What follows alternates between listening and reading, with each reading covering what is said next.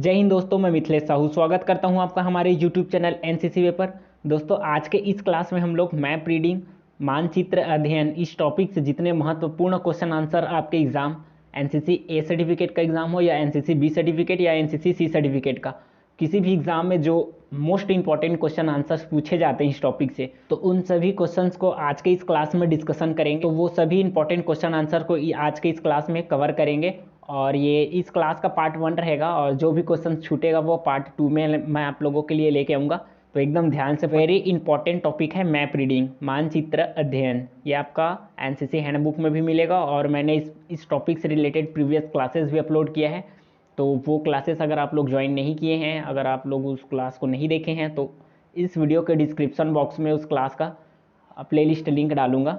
दोस्तों, एक बात क्लियर कर दूं, अगर आप लोग एनसीसी एबीसी सर्टिफिकेट एग्जाम की तैयारी कर रहे हैं तो आप लोग का जो जैसे हैंडबुक में टॉपिक वाइज आप लोगों का क्लासेस है, सेम वैसे ही मैंने एक क्लास बनाया है जिसमें 52 क्लासेस अपलोडेड है, एक प्लेलिस्ट है। उस प्लेलिस्ट का लिंक इस वीडियो के डिस्क्रिप्शन में दूंगा। उससे क्या होगा, आप लोगों का जो हैंडबुक है, तो हैंडबुक के सबसे स्टार्टिंग में कौन सा टॉपिक है उस पर मैंने वीडियो उस पर मैंने क्लास लाया था। उसके बाद दूसरा टॉपिक क्या था उस पर मैंने क्लास लाया था। तो अगर आप लोग हैंडबुक पढ़ना नहीं चाहते, हैंडबुक आप लोगों को बोरिंग लगता है, तो एकदम ईजी तरीके से कैसे पढ़ना है मैंने वो पूरा एक प्लेलिस्ट में कवर किया है। एनसीसी हैंडबुक को पूरा एक प्लेलिस्ट में कवर किया है, उसको आप लोग जाके एक बार जरूर पढ़ना। तो चलिए आज का क्लास शुरू करते हैं। तो सबसे पहला क्वेश्चन है फिल इन द ब्लैंक से। तो खाली स्थान किसी स्थान को प्रत्यक्ष देखे बिना उसकी स्पष्ट और सटीक जानकारी कागज पर उपलब्ध करवाता है, उसे क्या कहते हैं? उसको क्या कहते हैं? किसी स्थान को प्रत्यक्ष देखे बिना उसकी स्पष्ट और सटीक जानकारी कागज पर उपलब्ध करवाता है, उसे क्या कहते हैं हम लोग? तो उसी को हम लोग कहते हैं मानचित्र। क्या बोलते हैं? मानचित्र। और इसी को हम लोग इंग्लिश में बोल देते हैं मैप। ठीक है, तो ऐसा पूछेंगे आप लोगों से कि सबसे शुरू मतलब खाली स्थान देंगे, किसी स्थान को प्रत्यक्ष देखे बिना उसकी स्पष्ट और सटीक जानकारी उपलब्ध करवाता है कागज पर, तो क्या है? तो वो होता है मानचित्र। ठीक है, इंग्लिश में मैं लिख सकते हो मैप। नेक्स्ट क्वेश्चन मतलब दूसरा क्वेश्चन। तो दूसरा क्वेश्चन है, मानचित्र पर दक्षिण से उत्तर की ओर खींची हुई ग्रिड रेखाओं को खाली स्थान रेखाएं कहते हैं। वेरी वेरी इंपॉर्टेंट क्वेश्चन है। मानचित्र पर दक्षिण से उत्तर की ओर खींची हुई ग्रिड रेखाओं को खाली स्थान रेखाएं कहते हैं। तो कौन सा रेखाएं कहते हैं? तो इसको बोलते हैं हम लोग स्टिंग रेखाएं। ठीक है, याद रखना है आपको। ये हो गया मानचित्र पर दक्षिण से उत्तर की ओर खींची हुई ग्रिड रेखाओं को खाली स्थान रेखाएं कहते हैं, तो स्टिंग रेखाएं कहते हैं, ध्यान रखना। फिर देखते हैं अगला क्वेश्चन। तो तीसरा क्वेश्चन है, मानचित्र में हरा रंग खाली स्थान सांकेतिक चिन्ह को दर्शाता है। मानचित्र में हरा रंग खाली स्थान सांकेतिक चिन्ह को दर्शाता है। तो जैसे जैसे मैं क्लास पढ़ाते जा रहा हूँ और क्वेश्चन आप लोग देखते जा रहे हो, तो आपके माइंड में ये चीज़ आना चाहिए कि इसका आंसर क्या हो सकता है, उसके बाद आंसर एक्चुअल में क्या आ रहा है। इसी तरीके से आपको याद करते जाना है, और चीज़ें याद नहीं हो रहा है तो आपको अपने नोटबुक में नोट करते जाना है, क्योंकि आप लोगों को ए ग्रेड लाना है। तो ए ग्रेड की पढ़ाई करना है तो अच्छे से पढ़ना पड़ेगा, तभी ए ग्रेड आएगा। और नॉर्मल से पढ़ोगे तो बी ग्रेड आएगा या सी ग्रेड आ जाएगा, या कोई बहुत से ऐसे कैंडिडेट होते हैं जो फेल भी हो जाते हैं। पिछले साल बहुत से ऐसे स्टूडेंट थे, ऐसे कैडेट्स थे जिन्होंने फेल हो गया था। तो आप लोगों को ऐसा नहीं होना है, आप लोगों को ए ग्रेड लाना है। तो ए ग्रेड की तैयारी कराने की जवाबदारी मेरी है। आप लोग चैनल प्लीज़ ज्वाइन कर लें, एनसीसी वे चैनल है, इस पर डेली आप लोगों को अब एनसीसी का क्लास मिलेगा टॉपिक वाइज। एक एक टॉपिक पे स्पेशल क्लास लाऊंगा। क्लास का मतलब चैनल का नाम है एनसीसी वे। ठीक है, और मैंने ऑलरेडी आपका जो हैंडबुक है एनसीसी का हैंडबुक, तो हैंडबुक में जितना भी टॉपिक होता है ना, उस टॉपिक वाइज पूरा मैंने क्लासेस अपलोड किए हैं पिछले साल का, और वो सारा क्लास का एक प्लेलिस्ट बनाया हूँ। वो आप लोगों को एक बार देख लेना है, और प्लेलिस्ट का लिंक इसी में डिस्क्रिप्शन में मैं दे दूंगा। ठीक है, तो देखते हैं प्रश्न। तो प्रश्न क्या था? मानचित्र में हरा रंग खाली स्थान सांकेतिक चिन्ह को दर्शाता है। तो आप लोगों को बताना है मानचित्र में हरा रंग खाली स्थान सांकेतिक चिन्ह को दर्शाता है, तो कौन कौन सा? तो सबसे पहला वनस्पति को दर्शाता है हरा रंग, वनस्पति को, ये हो गया, वनस्पति को हरा रंग से दर्शाते हैं। उसके बाद और किसको? तो घास को भी हम लोग उसी से दर्शाते हैं। मतलब आप लोगों का जो मानचित्र होता है उसमें घास को भी हरा रंग से दर्शाया जाता है, और जो वृक्ष होता है, वृक्ष, इसको भी हरा रंग से दर्शाया जाता है। तो ये तीन तीन चीज़ याद रखना है आपको। कौन कौन सा? मानचित्र में हरा रंग पूछेंगे तो ये तीनों चीज़ आपके माइंड में एक बार में आना चाहिए। वनस्पति को हम लोग हरे रंग से दर्शाते हैं, घास को हम लोग हरे रंग से दर्शाते हैं, और वृक्ष को हम लोग हरे रंग से दर्शाते हैं। तो ये हो गया मानचित्र में हरा रंग खाली स्थान सांकेतिक चिन्ह को दर्शाता है। तो ये तीनों चीज़ आपको लिखना है डैश लगा के, ठीक है। उसके बाद देखते हैं अगला question, question number 4। Question number 4 है, खाली स्थान विभिन्न प्राकृतिक व कृत्रिम संरचनाओं को दर्शाने वाले संकेत होते हैं। खाली स्थान विभिन्न प्राकृतिक व कृत्रिम संरचनाओं को दर्शाने वाले संकेत होते हैं। थोड़ा सा आप लोगों को अटपटा सा लगेगा, लेकिन ध्यान से पढ़ोगे तो समझ आ जाएगा।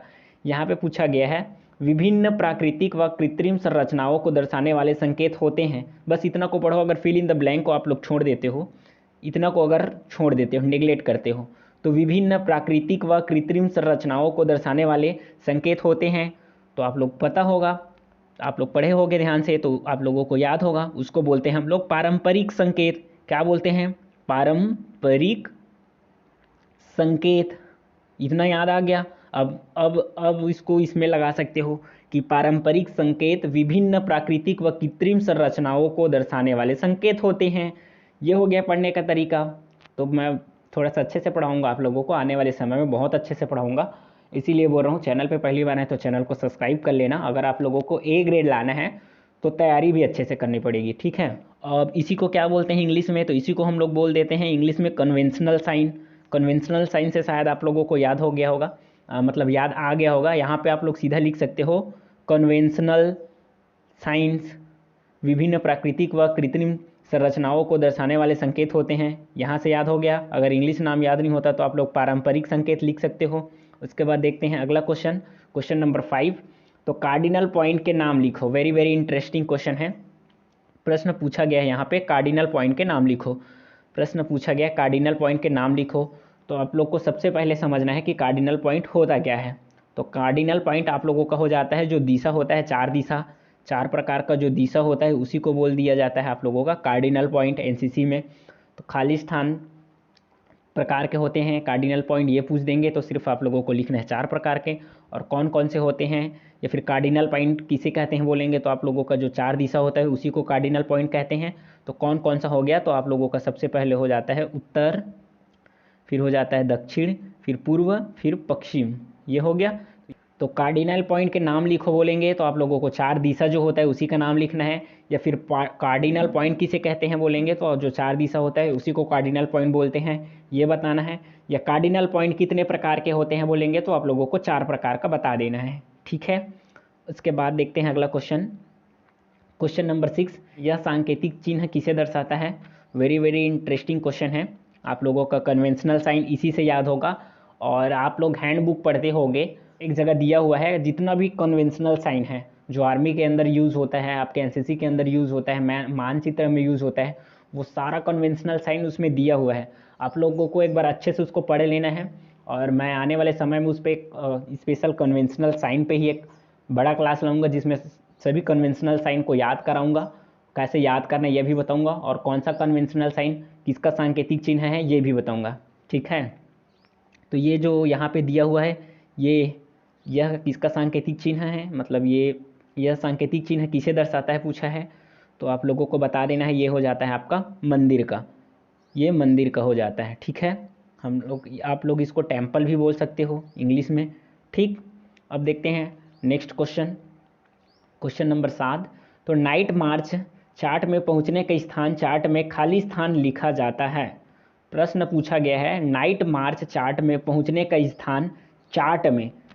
यहाँ से समझना ना, थोड़ा सा क्वेश्चन अटपटा लगेगा कि नाइट मार्च चार्ट में पहुंचने का स्थान चार्ट में, तो चार्ट में कहाँ पे लिखा होता है, ऊपर लिखा होता है या नीचे या दायां साइड या बायां साइड, ये पूछा गया है ना।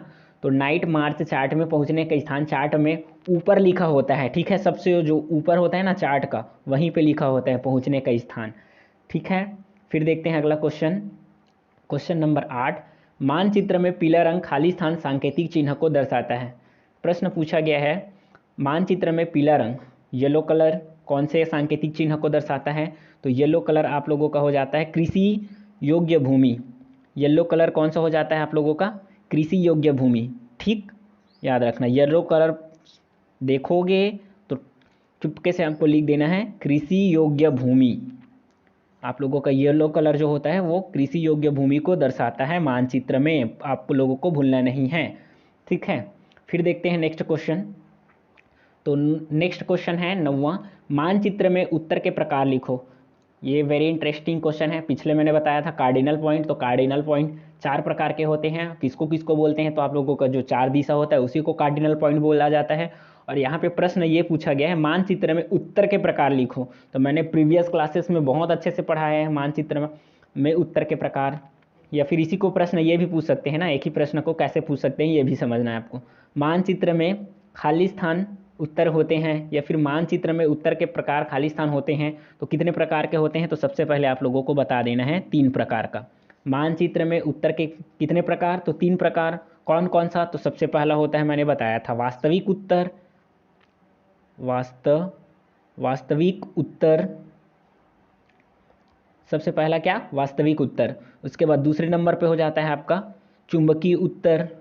चुंबकीय उत्तर, ठीक है, सुनते जाना अगर यहाँ से राइटिंग समझ नहीं आ रहा है तो। उसके बाद तीसरा हो जाता है आपका ग्रिड उत्तर। ग्रिड उत्तर, मैं इसको थोड़ा सा ऐसे करूँगा तो आप लोग को शायद समझ आए। सबसे पहला हो जाता है आपका वास्तविक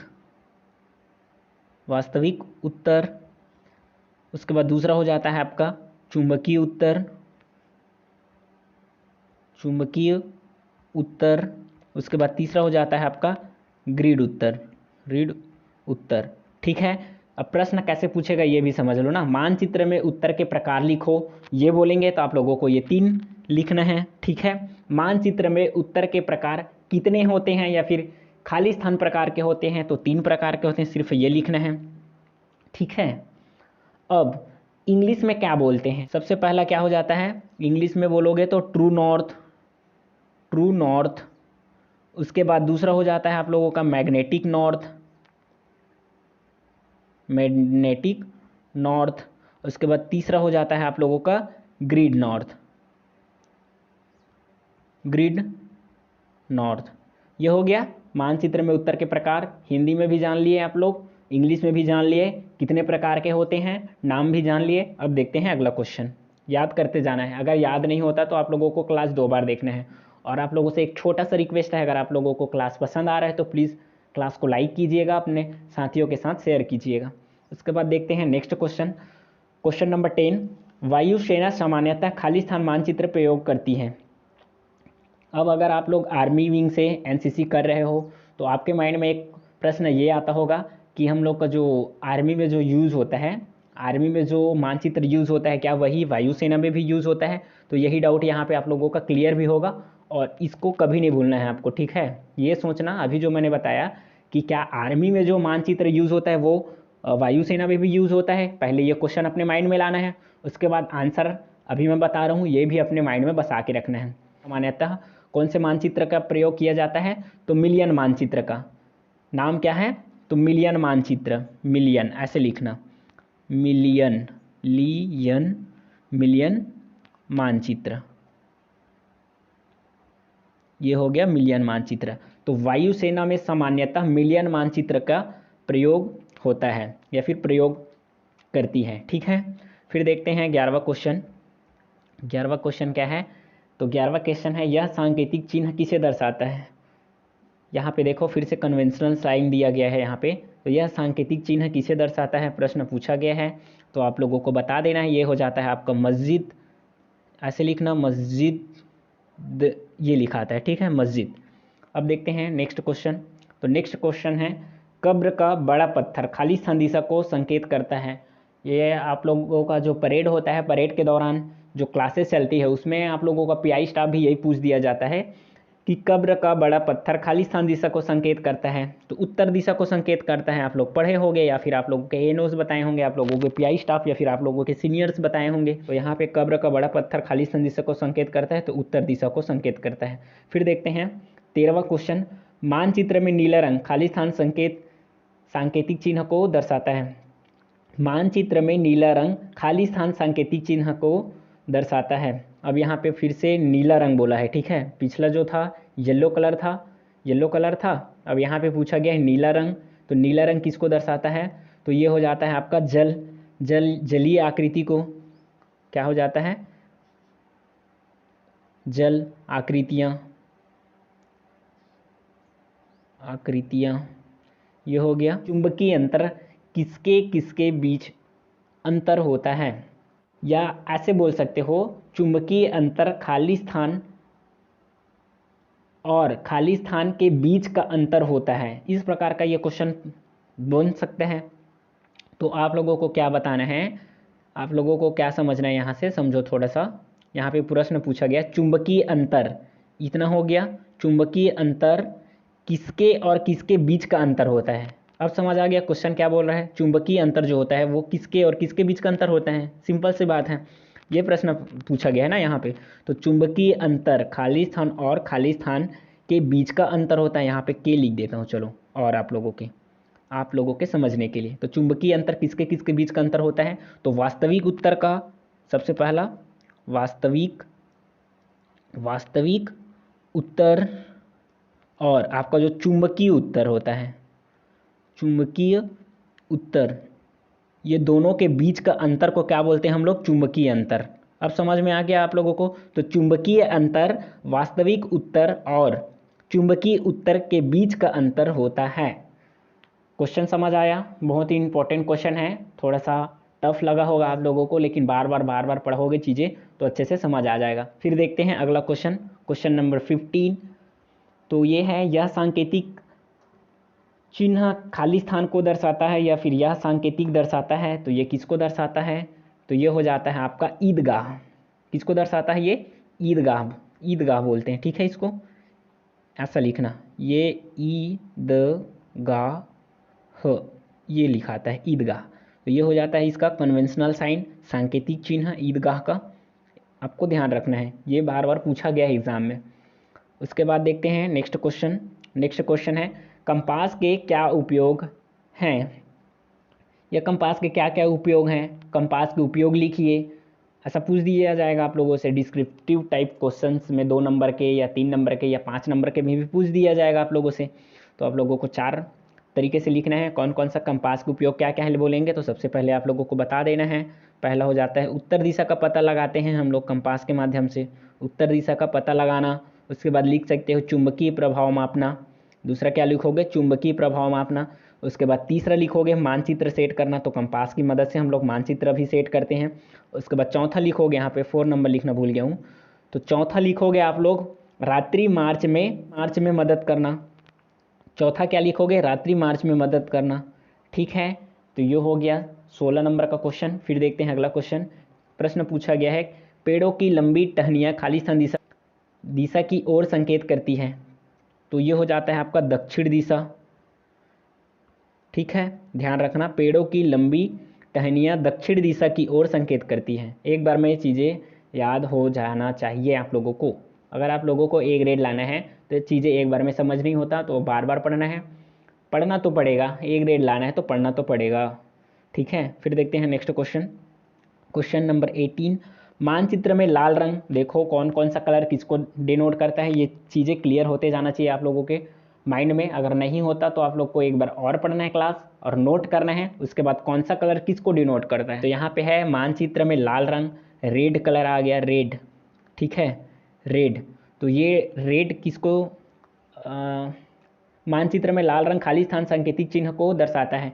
तो रेड से आपको याद कर लेना है रोड। ऐसा मैंने अपने एनसीसी टाइम में याद किया था, ठीक है। मानचित्र में लाल रंग, रोड, लाल रंग मतलब रेड कलर, रेड से मैंने याद किया था रोड। ये हो गया। तो रोड मतलब क्या हो जाता है आपका? सड़क। तो सड़क सांकेतिक चिन्ह को दर्शाता है, इस सड़क को दर्शाता है, ये लिख सकते हो। मानचित्र में लाल रंग सड़क को दर्शाता है, या फिर सड़क सांकेतिक चिन्ह को दर्शाता है, या फिर मानचित्र में लाल रंग रोड सांकेतिक चिन्ह को दर्शाता है, ये भी लिख सकते हो। आप लोगों को याद कैसे करना है? तो मानचित्र में लाल कलर पूछेंगे तो लाल को इंग्लिश में बोलते हैं हम लोग रेड, और रेड से ही मिलता जुलता वर्ड हो जाता है आपका रोड। तो ये यहाँ से इस क्वेश्चन को नहीं भूलोगे, ठीक है। ऐसा एक एक चीज़ों को दूसरे चीज़ें से रिलेट करते हुए पढ़ना है आपको, तो चीज़ें याद रहेगी लंबे समय तक। फिर देखते हैं नेक्स्ट क्वेश्चन, क्वेश्चन नंबर 19।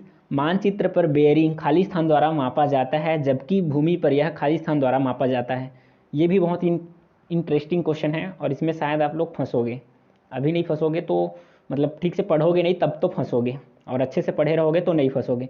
यहाँ पे प्रश्न क्या बोला जा रहा है, मानचित्र पर बेयरिंग खाली स्थान द्वारा मापा जाता है। मानचित्र पर बेयरिंग किसके द्वारा मापा जाता है, ये अलग क्वेश्चन है। जबकि भूमि पर यह खाली स्थान द्वारा मापा जाता है। तो यहाँ से दो चीज़ें बस पूछा गया है आप लोगों से। मानचित्र पर बेयरिंग खाली स्थान द्वारा मापा जाता है, तो मानचित्र पर किसका प्रयोग करते हैं हम लोग हमेशा, सर्विस प्रोटेक्टर का, सर्विस प्रोटेक्टर का। तो सर्विस प्रोटेक्टर ये हो गया। तो मानचित्र पर बेयरिंग सर्विस प्रोटेक्टर द्वारा मापा जाता है, मतलब बेयरिंग सर्विस प्रोटेक्टर द्वारा मापा जाता है मानचित्र में, जबकि भूमि पर यह प्रिज्मेटिक कंपास द्वारा मापा जाता है। जबकि भूमि पर यह प्रिज्मेटिक कंपास के द्वारा मापा जाता है।